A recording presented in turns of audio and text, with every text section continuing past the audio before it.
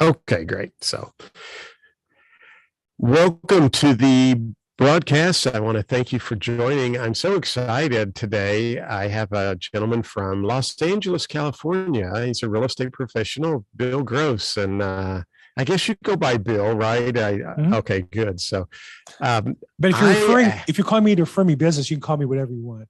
okay, great. Well, I'm on my LinkedIn thread, and I'm friends with a lady. She shared a webinar, or actually, I shouldn't say a webinar. You do two live shows a week, and she just shared it, and that's why we want to share our content on as many platforms as you can. I clicked on it. I started watching, and I thought, I really like Bill, and I love the content he's giving people and the way he provides the information. It's kind of like you have your own call-in radio show. But Bill Gross, thanks for joining today. Thank you. And I just wanted Bill to talk a little bit with. You've had your license, if I remember right, since 1985. 1986. 1986. Mm. But I remember on the one podcast or YouTube live stream I was watching, you had mentioned that you kind of a few years ago just wanted to rethink your whole business philosophy and what you were doing. And you ran across this thing called Probate Mastery. And I'll let you Mm. talk a little bit more about that. But your Mm. business just went to a whole new level after that. Yeah, I've been in real estate since 1986. I've done a lot of things. I was in mortgages. I've been in sales, management, ownership, um, and I had gravitated to executive management. My generation, I think we always thought that that was the progression, right? You start as a salesman, and some other managers higher. It's not really true in real estate, but I learned that the hard way. And I've been in running a company. We had 7 branches. They had 4 when I started and 7 when I left. We'd done real well. I made a lot of money, but I didn't find it very fulfilling. I didn't like working for the ownership. There was no path for me to own anything. And I was 60 years old, and my good friends passed away, and I just decided I didn't want to spend however long I have working. I didn't want to spend that time. Oops, sorry about that. I didn't want to spend the rest of my time in my career, doing something I didn't enjoy. And I knew that in real estate, you have the unique opportunity to get paid what you're worth. And but you have to create value to get paid money. You can't just do something. You have to do something that other people appreciate and will, as a result, buy or sell property with you. And so I come across a man who actually had been my first coaches in the business, Don Hobbs. Don Hobbs was the sales manager back when Tony Robbins started his career as a salesman for Jim Rohn. So Jim Rohn's like the original motivational speaker. Tony Robbins was one of his salespeople, and Don Hobbs was his sales manager. They're about a year apart. And Don does a video called "The Brand Is You," and it really talks about in real estate you have to pick a niche that you're associated with, but that you become an expert in it, so you can create value for your customers. And so I did a self-assessment and looked at my personality. I looked at my father had been an attorney. I'd been around attorneys a lot. So for me, the niche of probate real estate and working with attorneys kind of jumped out at me and said, "Hey, this is a good fit for you." And so about 3.5 years ago, I relaunched my business without one lead, without one listing, without one buyer in probate real estate. And I took a training class. Probate Mastery's coach, Chad Corbett, was a coach. He challenged us to go to court to learn about the probate process. And I was fascinated when I was there. It was obvious there was business going on. It was obvious people needed help. It was obvious that the people doing business weren't that much better than I could be. And so I launched a business 3.5 years ago that's resulted in fantastic income and wealth building for me in the last few years. You're very, very fascinating. And I think that I remember you telling that story on one of the YouTube streams, and I can resonate with that because I started in sales, took over my mother's company. We went from one office to 3 offices, and I'm in a rural area, 50 something agents. And I just woke up one day the same way you felt. There was nothing fulfilling, and I missed being a part of listing and selling real estate. And that just resonated with me as well, and appreciated you sharing that. Well, I think that's one of the reasons I wanted to do this podcast with you is a lot of people who are thinking about getting their real estate license, and maybe some people who get their license and they're like, why am I not making any money?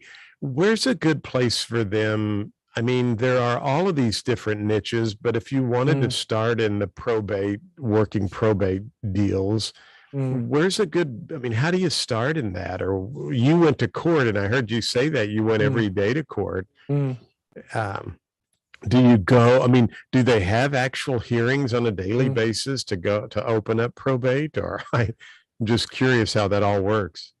Well, I live in Los Angeles, which is the largest probate court in America. And while it used to be spread out at regional courts, they moved all of LA County to one courthouse. So as a result, we had the largest single courtroom or courthouse of probate business in the country by far.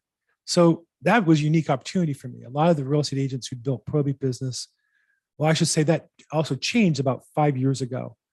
So a lot of realtors built their business, let's say at the Whittier local court of LA County, or the Montebello local court, or the Van Nuys local court. But all of a sudden, everything's in one spot. So they kind of got disrupted, and I had an opportunity. So I think you have to look at, and I live only half an hour from the courthouse, even with traffic. It's 5 miles, but it's about a half-hour drive. I like wearing a suit and tie, not every day, all the time, but so I think you have to look at yourself and your opportunity. And I encourage agents that I coach to go to the courthouse to see what's there. In smaller rural counties, there's a lot less business, but there's more chance to meet people. And I've had agents who I've coached up who went daily. There wasn't a hearing every day, maybe once a week, maybe on Thursdays or something. But by going every week after a month, the judge noticed them. Well, that's a big asset. If you know the probate court judge, if ever you have to go before them, it's a big asset to have that relationship. Attorneys work hard to develop those relationships as well. They're worth a lot. So I don't know that I would necessarily say that's the way anybody else should go. I actually have a video, 11 ways to sell property in probate real estate, on my YouTube channel. My YouTube channel is Bill Gross EXP. And so if you look at the 11 ways, there's 11 different ways. One is going to court every day, and there's 10 others you can choose from. And I encourage people to be aware of all 11. The companies that sell the data typically sell one or two methods. They either sell buyer data and cold call all the petitioners. And there are people who do that, and that can work, or mail to petitioners. It costs money, but that can work. Or buyer data and call the attorneys. And that's tough. It's a really tough way to go. But there's 9 other ways that I lay out. One is going to court, and there's 8 other ways I think that you can also develop business in probate real estate. The most common one for most people is estate planning. In most states, you can avoid probate if you plan ahead with an estate plan, often including a living trust. And so if you own a house in California or most states, you should have one. So if you have one of your own, I would say, well, who did it for you?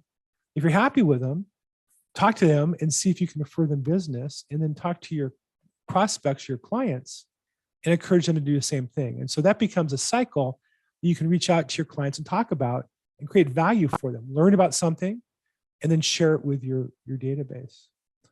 Yeah, great suggestions. I really appreciate that. And by the way, I'll have information down below where you can reach out to Bill. Do subscribe to his YouTube channel. I find it so fascinating, so helpful. Thank you. And I told him he's not on there just trying to sell stuff. He's trying to just add value and help people out. And if you have an interest in going down the probate path for prospecting, Probate Mastery, we'll put a link there as well. I'm a big believer. Don't try to reinvent the wheel. If there's a recipe out there, it's probably works. Follow it. You can always tweak it to your liking, but at the same time, try to follow the recipe. But so I'm interested in the fact that you had took an office to 7 offices. What did you see new agents who really succeeded? What did you see them do that kind of took them to the next level? Was there anything unique that you noticed about people who just made it in the business? First thing I would say is it's a business. It's not a job. The ones who struggle, I think, treat it like it's a job where they get 100% commission. And the problem is they don't save money. They don't invest money in their business. They don't put money aside for taxes. They inevitably run out of money and quit. So it's a business. Businesses usually fail because they're not capitalized properly. So you really can't be investing money in your business that you don't have. That's the biggest mistake I see, right? It's like a runway for an airplane. At some Right. point, you run out of runway, you crash. And if you have enough runway, you can take off. So you either have to have capital put aside, or the other thing I see that people who are successful in building a business is they spend a period of time in mentorship or learning how to build a business by working for somebody else's company at a much lower commission split. The number one mistake I see new licensees make, I get this phone call all the time. And I make myself available. People call me, I have questions about the business. And they want to find the highest commission split. And I tell them, no, you're 100% wrong. I can give you 100% split and an extra percent because you're never going to close anything. You need to find somebody willing to invest in you. And yes, it's going to cost you money. That's the exchange. It's called business. You have to find somebody who's doing what you want to do. And then you're learning how to do it from them. It's an internship. It's an apprenticeship. And yeah, you're going to pay them a chunk of your commission, and it's going to seem like more than it's worth. But if you learn and you use that learning over the next 10, 20, 30 years, it's way more valuable than the commission you're paying. So the number one mistake I see all the time is new agents focused on it, and they get these little spreadsheets and go, okay, this company's at 100%, but they charge me 800. This one Right. Yeah. this one charges 80%. Blah, blah, blah. And it's like, well, all that's great, but what are you going to do to get business? That's all that really matters. Right. All that matters when you start is you have to generate business. Once you have that flow going, you have a system where you can do it on your own, then you can start to cut your expenses by finding a better commission plan. But I find that to be the biggest mistake, is treating it like it's a job, not a business, and then associating with people because of the lowest cost as opposed to who's going to give you the most value. I totally agree. A very quick story. Back in the early 1980s, when I was at Cape Girardeau at my college, Sam Walton, the founder of Walmart, came to speak to our business group. And I remember him talking, and he made the statement, Bill, he said, I was over at Jackson and I was talking to Tom. He has a little sporting goods store over there. And Tom said, I need this type of bait, Sam. And I said, well, you order that. And he was talking to Susie. She's got a little sewing shop over in. And what he was talking about, Bill, was all of those department heads had little businesses in Walmart, and he wanted them to run those departments like it was their business. And I totally agree. I think so many agents come in and they don't understand that you need to have a budget. You need to know what your break even is. You need to know how many deals you've got to close. And all of that kind of leads to your vision and your plan to go out and knock on doors. So great information and great advice. Thank you so much. Well, check out Bill's YouTube channel. You will love it. And, I think you ought to check out the Probate Mastery. I was very intrigued. I've done a lot of probate deals, and you touched on this in one of your episodes. I think what I have always enjoyed about doing probates or working with people who are transitioning from a home to a senior citizen, a long-term care, is that they really need our help. I mean, sometimes people are thrown into those situations and they don't know what to do. And it's so, to me, satisfying when you can be that guide or that person that helps lead them down that path to where they can take some of the fear and anxiety away. But I don't know your thoughts on that. Well, it can be hard too. You have to really enjoy it, because I think I would say, I never wanted to be a doctor because I couldn't deal with the blood and the pain of it. I think doctors don't necessarily enjoy blood and pain. I think they appreciate that the blood and the pain is what they have to go through to heal somebody and make them feel better. And they know that, and they're strong enough and can focus on that. And I'd say the same with probate, that some people don't like it because the customers have a lot more needs. There's a wide variety of services I have to offer. I have to trash out properties, and I have to do cleanup services and hazmat cleanups and removal of cars, trucks, boats, guns, unregistered guns, all kinds of things that the average realtor doesn't deal with. But at the end of the day, I have a customer who is so appreciative, and I have an attorney in many cases so appreciative of the work I do, that's what I focus on. And so I think the challenge is, what are you going to do that's going to create value for other people? That's how we get paid. And yes, sometimes it's difficult and challenging, but I know that the more problems somebody has, the more opportunities I have to solve them. And that's how I get paid in the long run. Great. Well, Bill, thanks again for your time, and encourage all of our listeners and those watching, go out, check out his YouTube channel. As he said, I'm sure you might get a call or two from some of our people, but I appreciate you being willing to help me out as well. Thanks, Sean. Thanks so much. It was a pleasure.